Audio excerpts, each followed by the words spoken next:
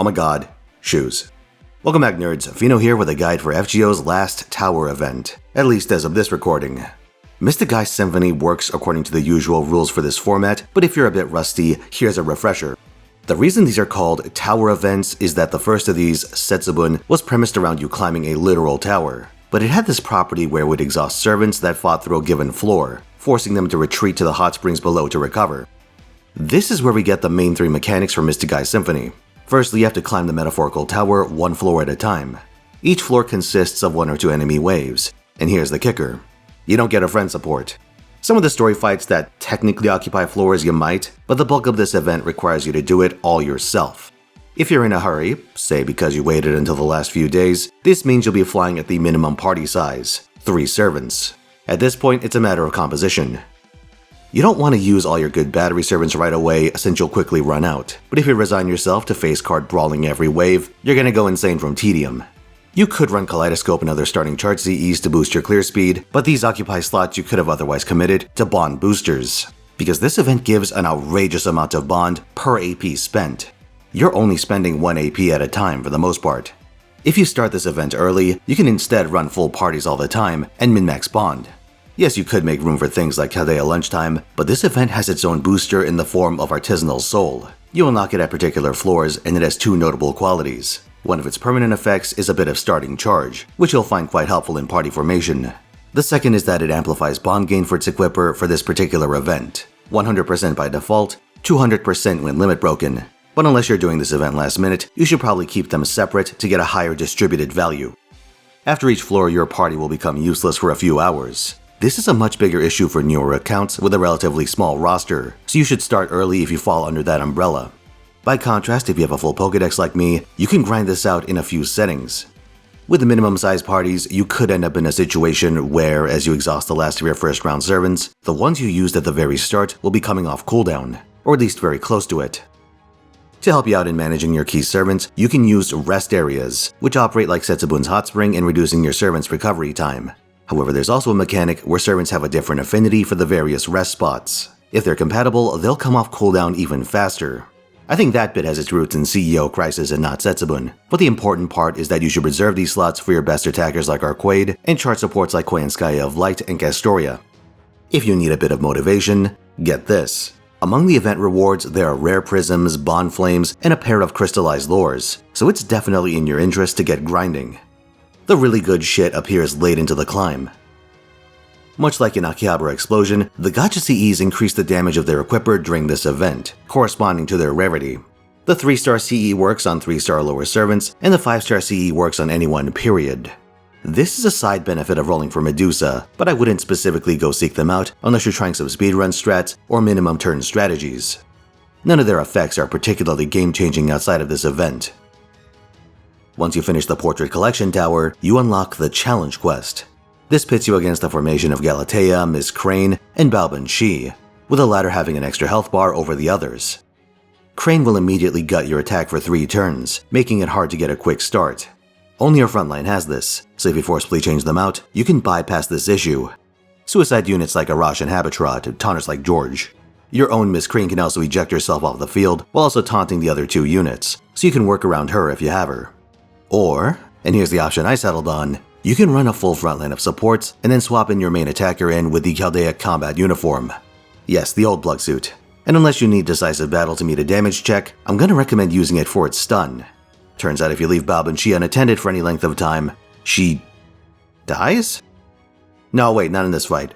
What she does is she spams 2 really annoying skills, both from a regular kit. Her party evade/personal invuln, and her AoE skill and NPCL combo.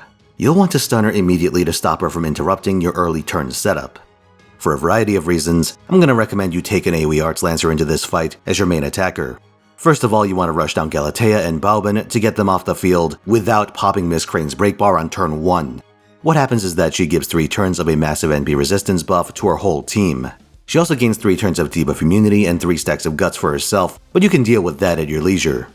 If that resistance comes into play too early, Galatea might live long enough to fatally undermine your team.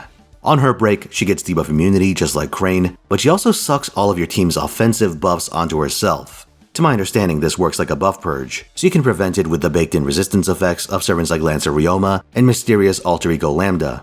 But you don't even need to go that far because Jufu does it too. This is the reason why I strongly recommend you pick an Arts Lancer. Percival can ignore Balbin's protection effects, but someone like Finn or Vritra works too. I'd avoid Erisei or Marianning for consistency's sake, but if they're your only decent Arts Lancers, you gotta do what you gotta do. One of the reasons they need to be AoE is that Miss Crane has a regular kit minus the Noble Phantasm. This includes her party taunt. If she uses it, it becomes impossible to guarantee a single target damage on Galatea or Balbin. Your attacks will go through, but their targeting will randomly swap between the two of them. Having an AoE lets you finish off Galatea, even if Balbin decides to do her best Hoshifon impression. You might think to just stall them out and go for a slow kill, but the reason why I put so much emphasis into taking out Galatea involves this fight's other major mechanic. The 3 enemy servants are crafting. Well, I say crafting, but they're really cooking. Cooking up trouble. Every turn they live, they gain a creation stack. When they hit 3 stacks, each enemy activates an effect randomly selected from a pool of 3, and its severity is based on how many of their allies are still alive. Galatea has 2 that are a borderline death sentence for your team. Her AoE attack down gets amplified with a single ally, and with 2 it replicates her breakbar effect, sucking up all your precious offensive buffs. Her AoE defense down is also fatal. It gets amplified with 1 ally, but with 2, it sucks all of your defensive buffs. If Balbin is still alive when that goes off, she can run up and start mulching your team, so it's absolutely essential that one of the 2 dies quickly. Preferably Galatea. Her last option is a party-wide NP drain that doubles up with a single ally and gains an NP seal effect with 2. This is also extremely bad for your team, but not immediately run-ending depending on what Balbin and Crane are doing. As for Balbin, her first break bar gives her 1 turn of debuff immunity and 3 turns of crit buffs. Her final break grants a full NP meter and 2 turns of debuff immunity. For this reason, you should stun her before you pop any bars and then keep protection for that last bar. Her creation skills are also to be feared. One possibility is an on-hit curse. With 1 ally, it gains a curse amplifier, and with 2, Balbin gains a huge damage bonus against cursed enemies. Another one is a crit chance buff, which gains a crit damage component with 1 ally and even more crit chance with 2. Option C is a drain on hit that gains 500 more potency for each ally on the field. If you get option A or B when Galatea does the defensive buff steal, you might not have a frontline for much longer. For some of Balbin's final bar, you may need to rely on crits to do the bulk of the damage, because Miss Crane will likely have lost her bar by this point. So if you need to tip the scales, don't be afraid to put 20-30 on your support to have some star income. As for Crane, she's only really a threat if her allies are alive. Her creation skills are A. A party attack buff that gets stronger with 1 ally and gains Invuln Pierce with 2, B. A party defense buff that amplifies with 1 ally and turns the trio into Shibata Katsuye with 2. They gain a 3-turn 50k damage reduction effect if this goes through. Option C is the funniest one to get when Crane is by herself. It's an NP damage buff that gains accelerated charge based on how many allies she has. Miss Crane has an extra card in place of her non-damaging Noble Phantasm, so she's no threat by herself. If Galatea or Balbin are alive though, they can overwhelm your team with this kind of juice. Crane is easy enough to defeat with a half-decent rider like Kentoki. Just keep him in your back row and he can easily win the 1v1. The bulk of your efforts should be towards wiping out Galatea within the first 3 turns and Balbin soon after. If you can do this, you're in solid shape to win this fight. Good luck. Oh yeah, this event requires Lost Belt 6 completion, so if you've been slacking on your reading, now's a good time to catch up. Now I've got a question for you. Do you think Lizengel should bring back tower events, or do you find them slow and annoying? Me personally, I love them, but I guess that's an easy thing to say when I have the game's entire roster available to me. Stream side, I'll be live at twitch.tv/Finotaisen this weekend, 3 PM Pacific time. Elden Ring Night Rain on Friday, Mind of the Month Gacha Special on Saturday, and Durga Rolls on Sunday. Quite a lineup, huh? I'll see you there.